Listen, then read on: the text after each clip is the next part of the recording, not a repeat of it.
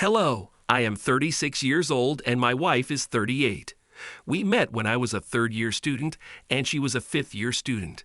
Since then, we have been together. After 3 years of relationship, we started living together, lived together for 3 more years, and got married. After 2 years, my wife got pregnant and we had a daughter. That was our life, and we had quarrels, but nothing happens without them. We made up immediately or even during a quarrel. In general, it was a classic family.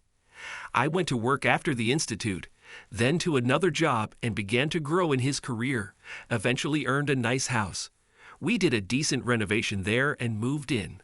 My wife, by the way, after my maternity leave, also went to work, and she did well, got a good position, began to earn decent money, and the sum of my earnings made us a very decent amount. In general, over time we have everything. We bought an apartment for our daughter, expensive cars. I love my wife. I never cheated. I do not drink. And until recently, I smoked. Vacations have always been planned together. I have developed hobbies such as diving and mountain skiing.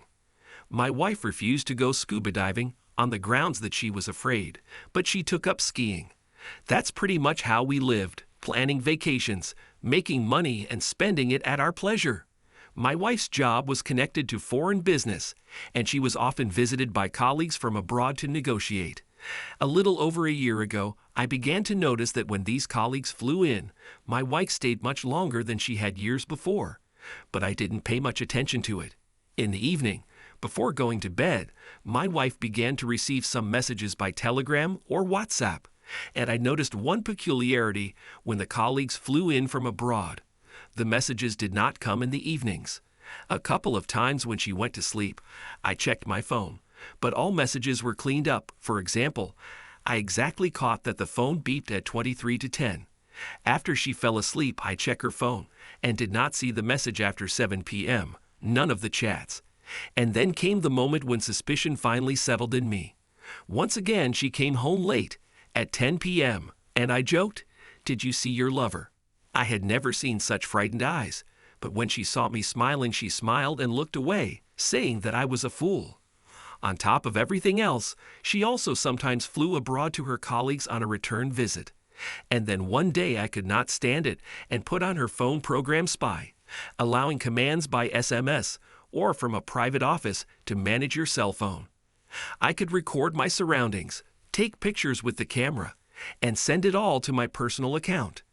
As a result, she flies away again on a business trip. I come home from work in the evening, do homework with my daughter, send her to bed at 22 to 00, and myself climbing into the personal cabinet Spy and send a command to record 10 minutes of the environment of the phone. After 30 minutes, the recording appears in the office. I listen and realize that she is indoors with a man. They are discussing some mundane things in life with a chuckle. I am clearly beginning to realize that there is no one else in the room but her and him. Then I hear glasses clinking, her laughter. At this point, my pulse is already racing. I send the team off to record another 20 minutes and take a photo. I get a black square and realize that the phone is facing downward, so I send a command to take a photo with the front camera. I get a picture which I use to understand that the phone is on the nightstand in the room, because I can see the sconces and part of the bed's headband. 15 minutes later, I get another recording, because I can see the sconces and part of the bed's headband. 15 minutes later, I get another recording. My hands were shaking. I turned on the playback. Again, the chattering, the laughter of her and him. In principle, I was already in some kind of incomprehensible state. It seemed to me that all this was unreal. My world was crumbling before my eyes. I poured myself a glass and sent the team off to record 4 hours, after which I just got drunk. In the morning, Thursday, my daughter woke me up. She had to go to school. I told her she could not go today. Wrote to work that I take on my own account a couple of days until Monday. The wife flew in on Sunday, and myself sat down to listen to the tape for 4 hours. But I was satisfied even with 40 minutes, as at this point I heard exactly the moans of a woman with whom I have lived for over 13 years, and I know exactly what those moans are. At that moment, it was as if I had been stabbed. I was in so much pain that I even felt physical pain. I ran to the bathroom where I threw up. I don't even know which more from the hangover or this situation. I stood under an icy shower for 20 minutes. After that, I took the child to her parents and said I would explain everything later. She called at lunchtime and genuinely asked, "How are you doing, love?" And I stood silently like an idiot with the phone to my ear and couldn't get a sound out of me.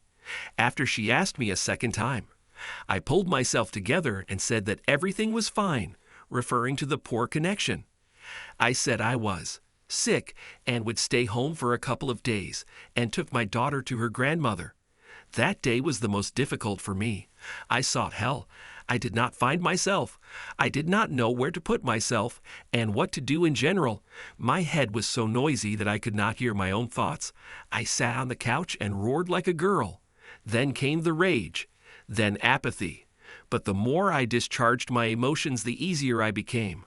I just felt like all the things that I raised all these years in relation to her were dying inside me. By the end of the day, I was almost emotionally dead.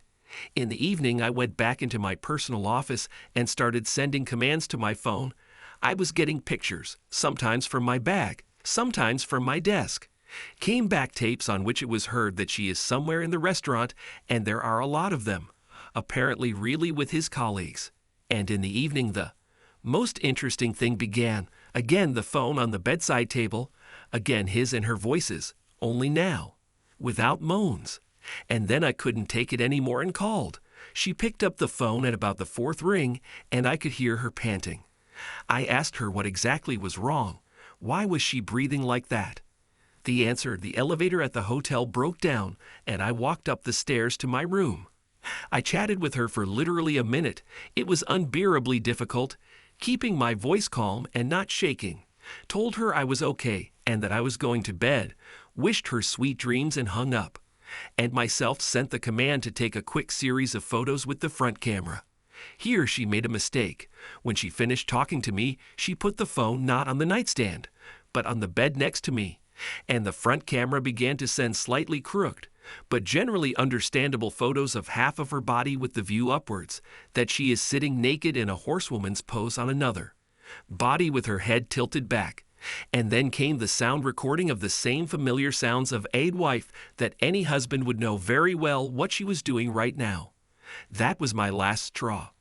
I kept those recordings and materials, even though for some reason she seemed like a complete stranger to me at this point. In the end, I didn't try to find out anything else until Sunday. Everything was already clear. I began to think about what to do next. Divorce? A scandal? What about my daughter? She's only 9. Late Sunday afternoon, she came home and started kissing me, and I recoiled. I reminded her that I was sick, and I wanted to punch her so badly myself. I went to sleep in my study on the couch. In the morning, I got up before her and left for work. I couldn't be around her. I sat like a zombie at work all day. Then I got up and rolled all these notes and pictures onto a flash drive. Also added my video address to her, which I went and recorded in the meeting room at work on my phone. The address included the questions. Why? What were you thinking? Have I been such a shitty husband all these years that you could flush me down the toilet like that? Well, pretty much the classics not in these situations. Then, I went to my boss and told him I was taking a week off. I called my wife and told her that I was flying out on a business trip today for 1 day, but I asked my daughter not to take her from her grandmother because I had a surprise for her. In the evening, I will come only a bag quickly collect. I arrived, she was already packing for me, and was just the very kindness and innocence, but I, seeing this hypocrisy, came just in a rage. I took my bag, threw the flash drive on the nightstand in the bedroom, and secretly took a cab to the second apartment, the one for my daughter. It was empty. From there, I called a friend and asked if he wanted to go away for a few days somewhere abroad. He agreed. We booked tickets in the evening and flew to Munich early in the morning. There I told him everything. We drank, walked around, and of course with women. Honestly, I no longer felt I owed something to my wife. I did not answer my wife's calls. I only wrote that there was a flash drive on the bedside table in the bedroom, and I wanted her to put it in her laptop. After about half an hour, my phone turned red with calls and messages. But I didn't even want to read anything. I just didn't care anymore. I turned it off. In the end, we walked in Munich for 3 more days. On Saturday, I flew home. Upon arrival, I turned on my cell phone, and it was on for about 5 minutes trying to digest the number of messages she had sent me. I didn't read them, lest I suddenly wind myself up before entering the apartment. When I entered, the apartment was silent. I silently set my bag down, got undressed, and was about to go wash my hands when she came out of the bedroom. God! I had never seen her so swollen and disheveled. Her face was gone. She threw herself on her knees and started mumbling through her snot and tears, trying to explain something to me. I made a stony face and asked her not to start a circus. Then I asked her in a calm tone, "What are we going to do?" She begged me to forgive her. She started crying and crying again, saying that she was playing around, that she didn't understand how she had gotten to this point. Started calling herself a scumbag. But I caught myself thinking that I don't feel pity or rage for her anymore. She screamed that she loved and always loved only me, and all this happened only because she got greedy, and in all the days that I was away realized that she had broken our crystal castle with her own hands. But as they say, revenge is a dish to be served cold. I said that now we're not husband and wife, now we're just mom and dad to our daughter. And we'll pretend that we're fine, but I'll live my life, and you can live yours. You're not the one for me anymore, you're just my parenting partner. Maybe someday I'll change my mind, but right now I just get sick just thinking about being close to her. By the way, I told her where I was and what I was doing. She said she understood and was ready to put up with it as long as it took. Well, no one pulled her tongue. As a result, now we live in one house, although to be honest, I bought another one for myself and registered it in my father's name, so there would be no claims in case of division of property. I sleep almost constantly in the study, although sometimes for the sight of his daughter. I go to sleep in the bedroom. My wife has made a few attempts to hug me when I lay down with her on the same bed, but I firmly suppressed them. We hadn't been intimate for 6 months. She hasn't told her parents anything. Only my father knows. We agreed that once a year we go as a family on vacation for a week, but now it will be separate beds. I always hang out with friends. I bought my motorcycle again, although I sold it at my wife's insistence. When I still respected her opinion, I went diving in the summer and in the mountains with friends in December. I have new friends. Among them are beautiful women. I quit smoking. I work out at the gym, and I lost 10 kilograms. I have relief again, and my body began to show through. I sometimes wonder when she comes over and says she's had enough and leaves, or, for example, file for divorce and divide the property, but she does not. I constantly catch her eyes, like the look of a cat from Shrek. But I honestly don't give a shit anymore, although I can see that she is trying. But I revel in her pain. Recently, I defiantly put a pack of condoms on the table in the office to see her reaction. She came in to say something, saw them on the table, and flew out of the office with a bullet, probably crying. I did not catch up with her. She still goes to work. But the truth is no longer delayed, though honestly I do not follow practically. One day, she came up and tried to explain to me that she broke off all relations with that man except for business. Smiley face, and like for work she still has. To communicate with him by letters or in negotiations, but she swears she doesn't even go near him now. The creep has a family too, by the way. To which I told her that her relationships with sexual partners are none of my business, and she's free to do what she wants. No need to report back on whether or not she spread her legs today. I myself now sometimes come back after midnight or leave when my daughter goes to bed. From Friday to Saturday, for example. Naturally, I do not limit myself in anything. If I want sex, it will definitely happen. I come in the morning and go to the study to sleep, or to the bedroom if she is not there already. Nothing has changed in the home routine. I still buy groceries. I love and know how to cook. We had a housekeeper to clean, so nothing has changed here. I still pay for the house. Where she spends her money, and whether she spends it, I don't care. Communication as lovers, we have only for the daughter or her parents if they come. Although I think if I told my mother-in-law, she would probably strangle her right in front of me. I have a great relationship with my mother-in-law. She is an intelligent woman and strictly honors family values. Surely this is another argument for why my wife doesn't want to leave.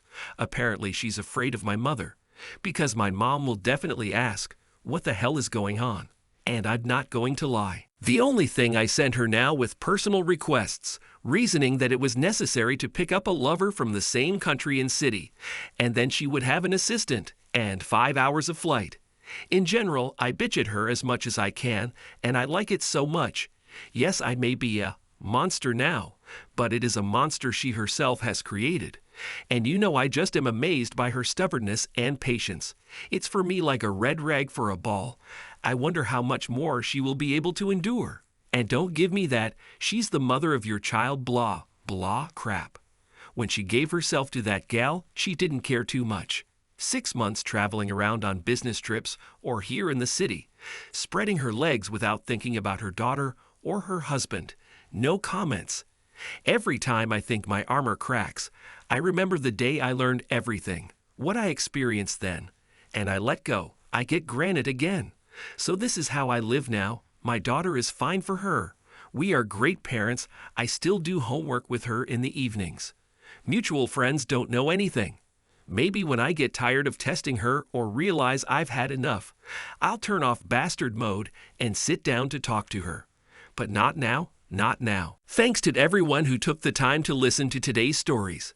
If you enjoyed it, please consider liking and subscribing if you haven't already. Feel free to share your thoughts on the events in the comments below. Take care.